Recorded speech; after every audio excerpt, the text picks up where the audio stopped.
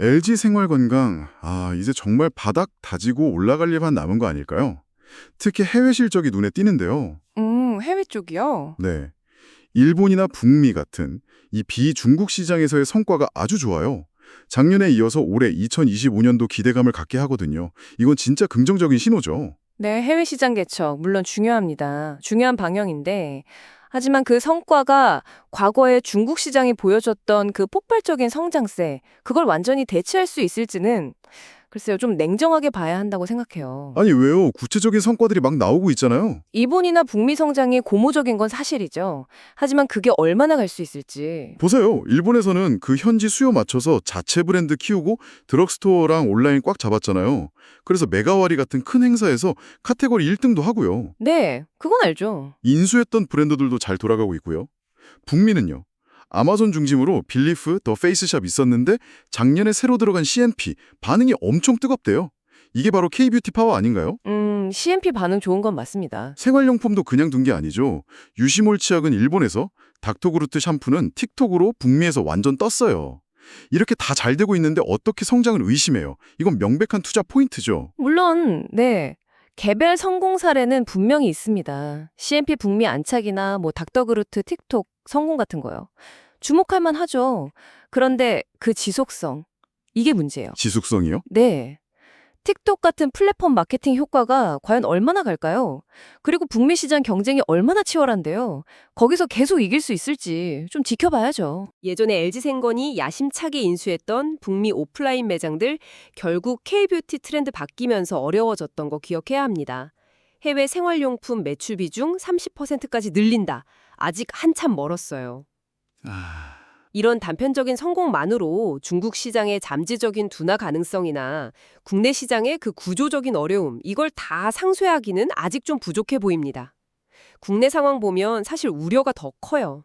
국내요? 네.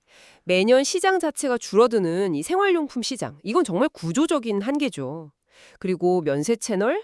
이거 정말 면세는 좀 어렵긴 하죠. 소위 딸공 비중이 여전히 너무 커서 요즘 중국 개별 관광객 늘어나는 거 수혜도 제대로 못 받고 계속 역성장 아닙니까? 그럼 그렇죠. 비용 줄인다고 방판 컨설턴트 줄이고 백화점 매장 합치고 이게 효율화이기도 하지만 다르게 보면 그만큼 전통 채널 힘이 빠지고 있다는 증거 아닐까요? 그리고 쿠팡이랑 다시 거래하는 거요? 이것도 과거에 납품 중단까지 갔던 거 생각하면 마냥 좋게만 볼 수 있을까요? 단기 매출이야 늘겠지만 브랜드 가치 측면에서는 글쎄요. 아니, 그건 저는 좀 다르게 봐요.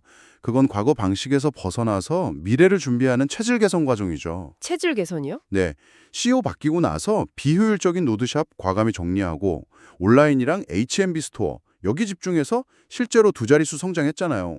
이건 정말 큰 변화예요. 성장은 했죠. 온라인 쪽은. 특히 H&B 채널에요. 후 같은 럭셔리부터 더마, 중저가, 색조까지 쫙 깔아서 소비자들 만나고 있다고요. 쿠팡 거래 재개도 온라인 영향력 키우고 중저가 매출 늘리는 좋은 기회죠. 음. 그리고 중요한 건 전통 채널 어렵다 해도 여전히 두 자릿수 수익성은 유지하고 있어요. 이건 무시 못할 강점입니다. 자, 그리고 중국 시장. 이거 빼놓을 수 없죠.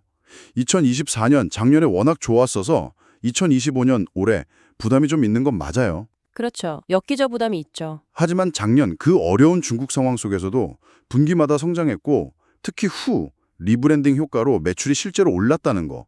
이거 정말 대단한 거 아닌가요? 네, 선방했죠. 올해는 수익성 중심으로 간다고 하니까 막 확장하기보다는 내실 다지면서 다음 기회를 보는 거죠. 작년 선방은 인상적이었습니다. 하지만 그 때문에 올해 엽기적 부담이 현실화되고 있다는 점, 그리고 중국 정부 경기부양책 효과가 아직 소비 심리로는 안 온다는 점, 이건 명백한 위험 요인입니다. 네, 그건 그렇죠. 재작년부터 수익성 높인다고 중국 오프라인 매장 줄이고 마케팅도 후에만 집중하고 있잖아요. 이게 자칫 잘못하면 성장 모멘텀을 깎아먹을 수도 있어요. 그럴 가능성도 있나요? 그럼요. 변화하는 중국 경쟁 환경, 소비자 니즈 변화, 이런 거에 더 민감하게 봐야 합니다. 그냥 과거 성공에 기댈 순 없어요. 종합적으로 보면요, LG생활건강의 방향을 바꾸는 건 확실해 보입니다. 과거의 중국, 면세, 방판, 이런 전통 채널 의존도에서 벗어나서 북미, 일본 같은 비중국 해외 시장, 그리고 국내 온라인, H&B 신채널로 가려는 거요. 그 방향 전환은 뚜렷해요. 네, 그렇죠. 이제 핵심 질문은 이거겠죠. 과연 이 새로운 성장 동력들이 과거 중국과 전통 채널이 만들어냈던 그 엄청난 규모와 수익성, 이걸 성공적으로 대체할 수 있을 것인가? 회사의 가치를 다시 끌어올릴 수 있을 것인가? 정말 중요한 질문이네요. 시청자 여러분께서는 LG생활건강의 현재 수익성 유지와 미래 성장성 확보 사이에서 어떤 균형점을 찾아가야 한다고 보시나요? 이 질문에 대한 답을 찾아가는 과정이 앞으로 LG생활건강 주가의 향방을 결정할 중요한 포인트가 될 것 같습니다.